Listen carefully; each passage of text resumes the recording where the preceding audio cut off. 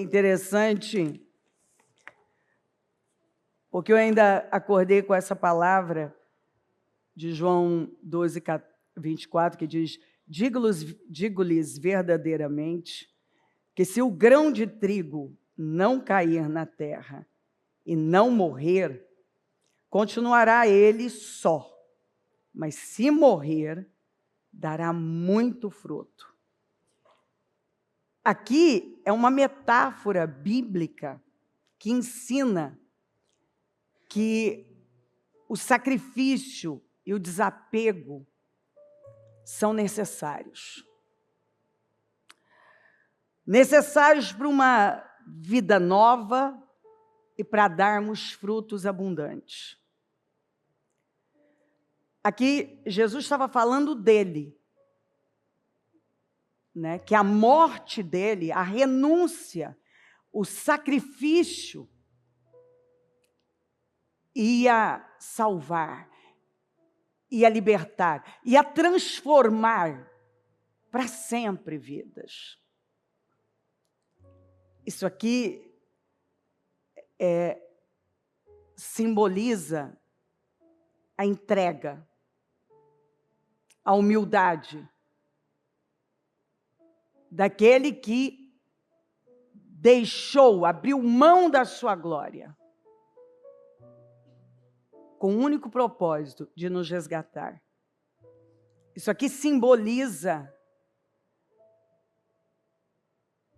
uma entrega, uma humildade e a necessidade de renúncia. As pessoas bem-sucedidas são as pessoas que entendem sobre isso aqui. Na agricultura, a semente precisa ser plantada e precisa morrer. Precisa quebrar o invólucro. Para quê? Para ela germinar e crescer. E uma semente, ela produz muitos frutos. Mas se ela não for plantada, e se ela não morrer, vai ficar só. Mas se morrer, digo-lhes verdadeiramente, que se o grão de trigo não cair na terra e não morrer, continuará ele só. Então, ó, eu ponho uma semente aqui. O que é uma semente aqui na minha mão? É uma possibilidade. É uma possibilidade. Tem potencial. Mas vai cumprir o propósito aqui, se eu deixar aqui na minha mão? Não vai. Não vai cumprir. Então, o que tem que ser feito? Ela precisa ser plantada. Ela precisa morrer. E então, ela germina, ela cresce e ela produz muitos frutos. Se você recebe a palavra, e a palavra, ela tem que ser colocada de acordo com a parábola do semeador, tem vários solos, por isso que perde. A semente tem potencial, a semente é a palavra. Mas o solo, o plantar, né? O deixar entrar, plantar naquele bom solo e dar a ela condições dela cumprir o seu propósito. Porque uma semente na minha mão, ela nunca vai cumprir o propósito dela. Porque ela está no lugar errado. Ela precisa ser colocada no lugar certo. Então eu posso pegar uma semente, assim, sementes com potencial incrível de produzir, com capacidade da gente gerar um pomar, uma floresta. Mas se essas sementes ficarem no lugar errado, não vai, é só uma semente com potencial, com capacidade, que foi destinada para algo. Mas se ela não for colocada no lugar certo, ela nunca vai cumprir o propósito. Então, a gente tem que entender isso para a nossa vida. A primeira coisa que você tem que, tem que deixar entrar. A palavra vem. Ela precisa ser, como disse o salmista, escondido a palavra no meu coração. E a palavra, ela chega na nossa vida para matar.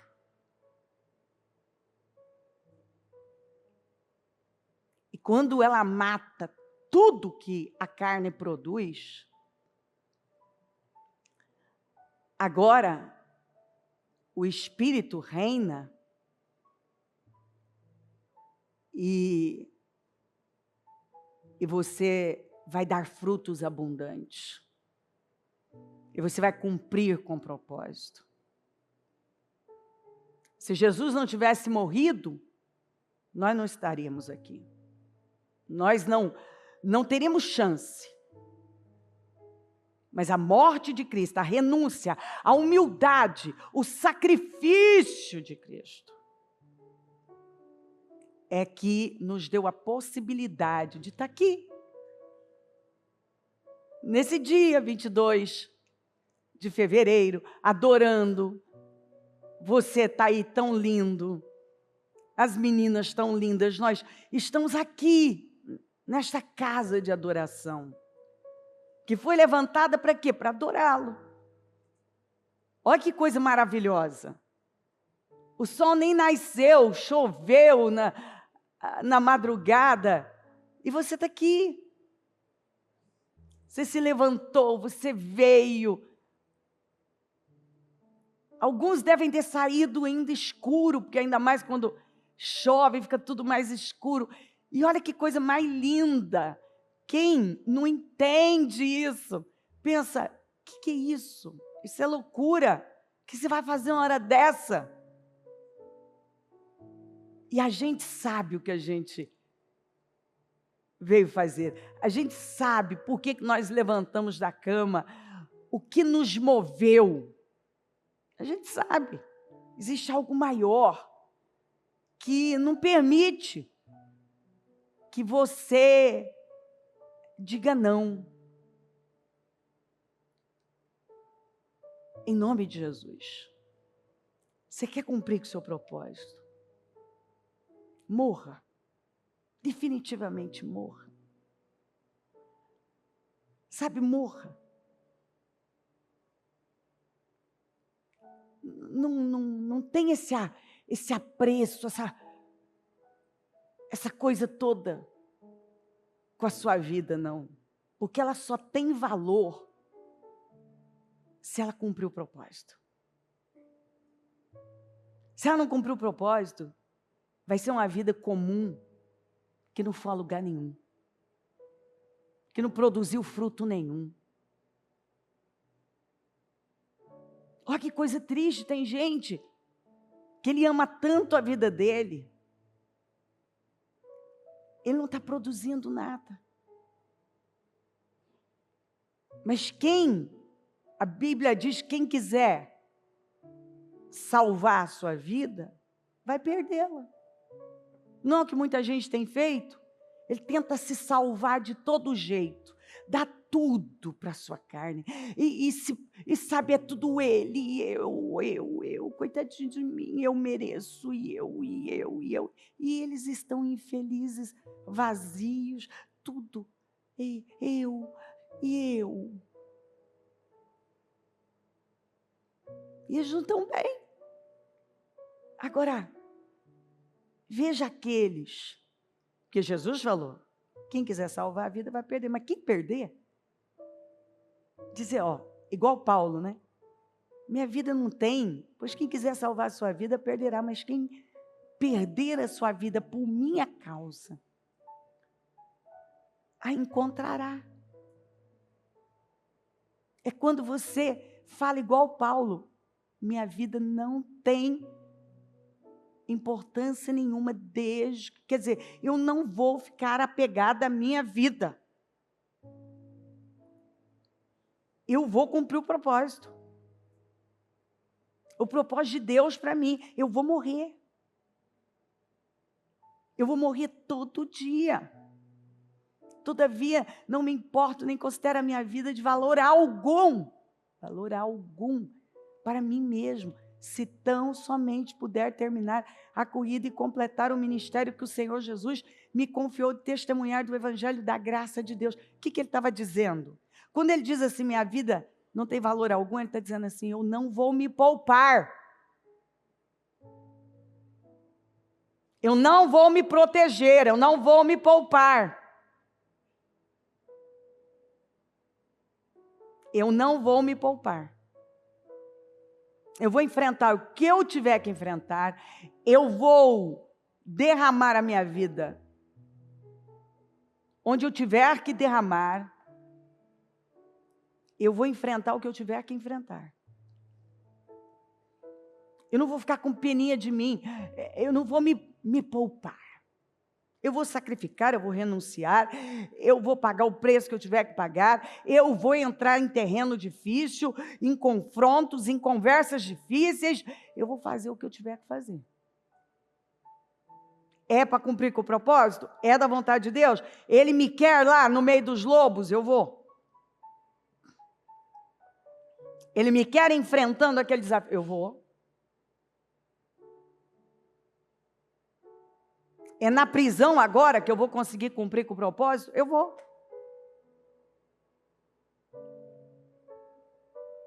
Vem a profecia avisando que em Jerusalém o que espera por ele são prisões e açoites. Aí os irmãos todos começam a se unir, né? E falar, não, Paulo, você não vai? E ele disse, é claro que eu vou. Aí faz a gente lembrar do Pedro, quando Jesus está falando, eu vou para a cruz, é necessário e tal. Ele, não, Senhor, você não pode fazer isso, não. O Senhor não pode, não. Para trás de mim, Satanás. Porque você não entende as coisas de Deus, você só entende coisas de homem. Você ainda está muito cheio de você, Pedro. Olha o quanto a sua vida é importante para você. Ela é tão importante que você nem está tão preocupado comigo, você está mais preocupado com você, porque se eu for, pode sobrar para você. E você não está nem um pouquinho afim de passar por algumas pressões agora. Você ainda pensa, não pensa nas coisas de Deus, mas nas dos homens. Nós vamos sofrer essa libertação. Se o grão de trigo, digo-lhes verdadeiramente, se o grão de trigo não cair na terra e não morrer, continuará ele só. Algumas pessoas estão infrutíferas. Pelo simples fato que elas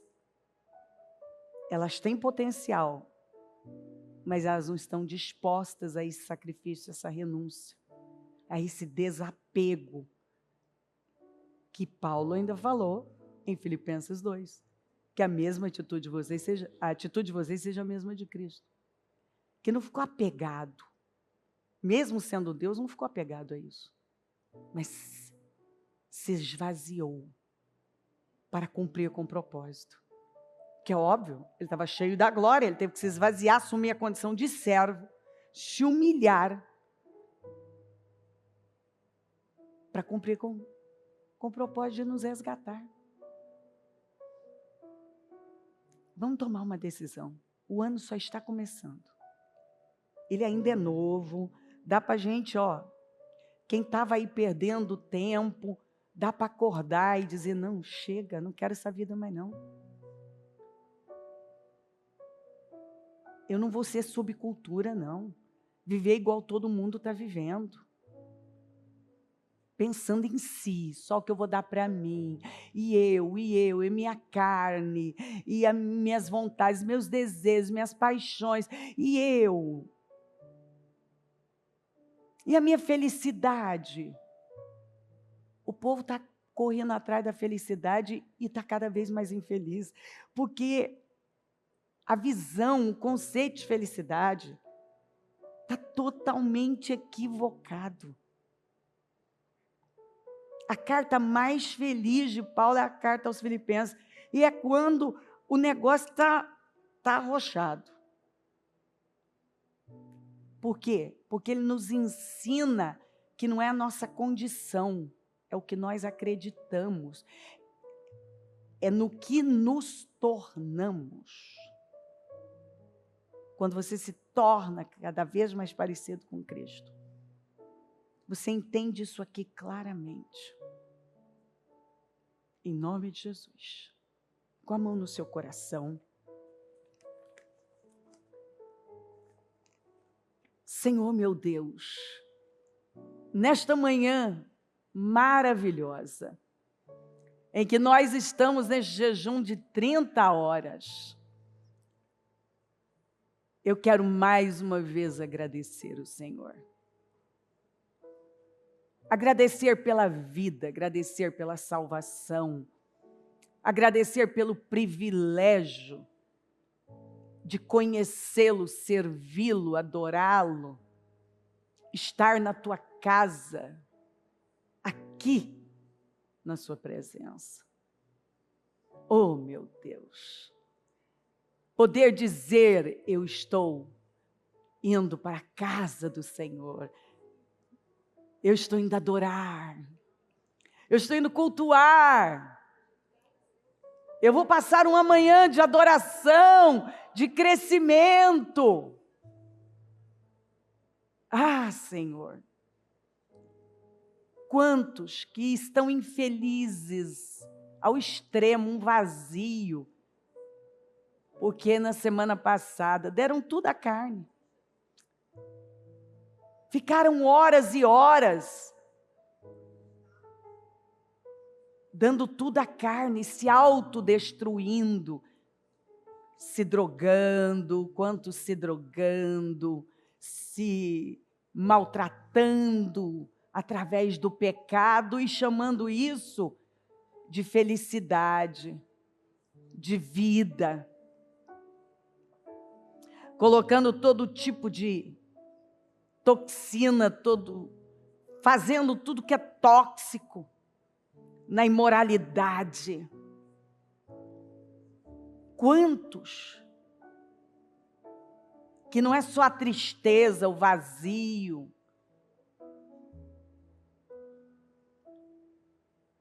mas doenças, a doença da alma, a doença do corpo, um espírito morto,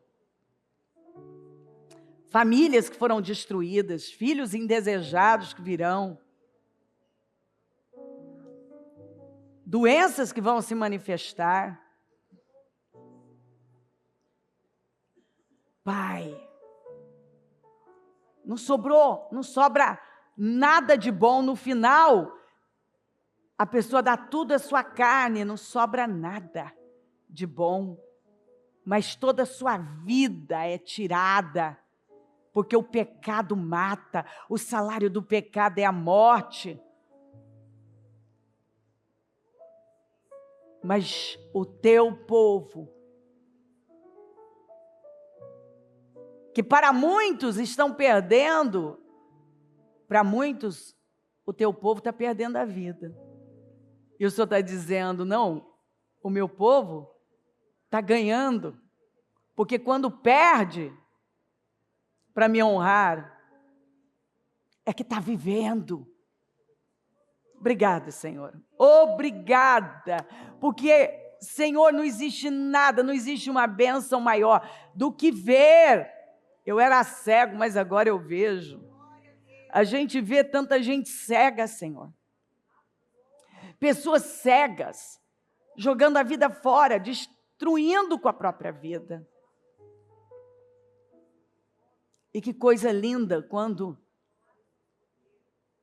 nós podemos ver que estamos, nós sim estamos, vivendo a vida. uma vida que ninguém vai poder tirar de nós. Estamos construindo uma vida sólida, como o Senhor mesmo disse, construindo na rocha. E essa casa na rocha é uma vida forte, é uma vida sólida, que ninguém pode derrubar, não tem inferno que possa derrubar. Obrigada, Senhor. Obrigada pela vida, obrigada pela verdadeira vida, que só é possível escondida no Senhor. Perdoa nossas falhas, pecados e erros. Passa do teu sangue sobre nós. Acampa os teus anjos ao nosso redor. Continua se movendo no nosso meio neste jejum, que também é o 5º jejum dos meus projetos de conquistas, que nós já estamos nele. Continue se movendo. Vai se manifestando na vida do teu povo, dando sabedoria, inteligência espiritual, entendimento, discernimento do Espírito, clareza, uma visão revelada. Toca profundamente.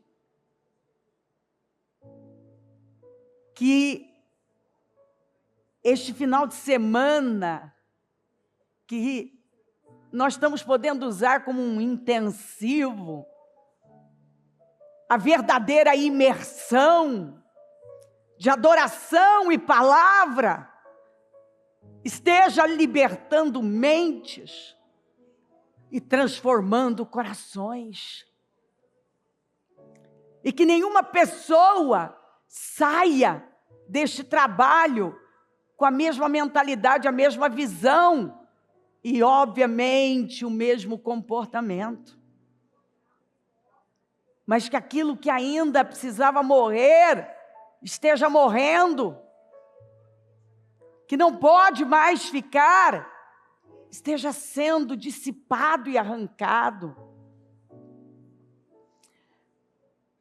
Que um arrependimento profundo, que significa metanoia, mudança de ideia, mudança de mente, que leva à mudança do comportamento, esteja acontecendo. E que essa pessoa viva como ela foi chamada e gerada para viver livre. E a maior liberdade é a liberdade de nós mesmos. Quando nós somos libertos de nós, é porque agora nós estamos realmente escondidos no Senhor. E a vida que agora vivo é a vida de Cristo. A vida que agora vivo é a vida de Cristo, porque Cristo em nós é a esperança da glória.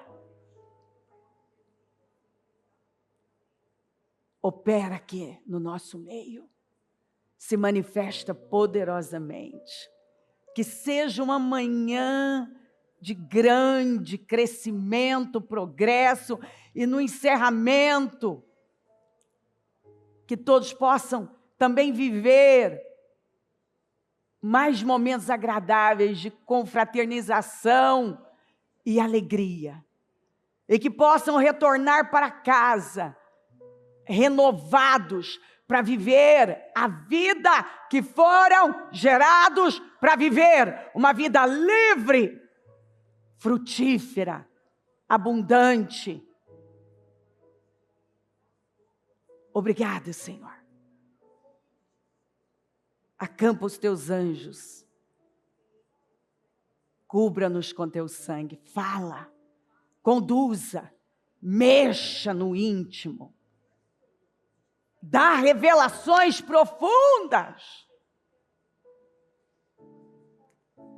dá a visão clara, bíblica que vem do Espírito, tira agravo dos ouvidos, tira escamas, tira vendas, tira bloqueios, ajuda na demolição de fortalezas que porventura ainda estejam aí. Que os corações estejam totalmente abertos, rasgados, escancarados, abertos, para receber e guardar. Que todos estejam famintos, porque é lindo. O Senhor está onde há fome. O Senhor está à procura dos famintos, dos corações famintos, de quem não se cansa do Senhor, não se cansa de adorar, não se cansa da sua palavra, não se cansa da sua presença, não se cansa da sua casa, não se cansa da comunhão, não se cansa de estar no Senhor. Mas tem prazer, como está escrito, deleita-te no Senhor, e Ele satisfará o que deseja o teu coração. Deleita-te, quer dizer, tenha prazer no Senhor, e Ele não vai negar nada a você. Você vai ser como uma árvore, aquele que tem prazer na lei do Senhor, vai ser como uma árvore plantada, não nasceu aleatoriamente, foi plantada no melhor lugar, junto às águas, que dá o fruto na estação certa e não receia a mudança de estação. Que maravilha! Obrigada, Senhor. Obrigada por esses 30 anos. Obrigada por essa oportunidade de celebrar no mais alto nível, no altar, te adorando. Obrigada por esses 30 anos. Obrigada, Senhor, por tudo que o Senhor fez, por tudo que o Senhor tem feito e por tudo que ainda vai fazer. E ajuda-nos, ao completar 3 décadas, avançarmos ainda mais, com mais força, energia e propósito, com mais maturidade, atingirmos o alvo cada vez com mais força e ousadia. Toca os corações e que o teu povo seja despertado poderosamente em toda parte. Eu abençoo a tua igreja, eu abençoo o teu povo. Eu abençoo, Senhor, esse povo maravilhoso que o Senhor tem colocado na nossa vida, no nosso caminho. Que o Senhor tem colocado para cuidarmos, orarmos. Obrigada, Senhor. Obrigada por tudo. E ajuda-nos a sermos ainda mais intensos e produtivos para a sua glória. Que possamos produzir mais agora e ter mais energia como Caleb e avançar para mais, para que o teu nome seja glorificado. Muito obrigada. Continue no nosso meio, assuma, conduza tudo. Fala, move, para que o teu nome seja honrado no nosso meio. Te amo, Jesus. Obrigada por tudo. Amém.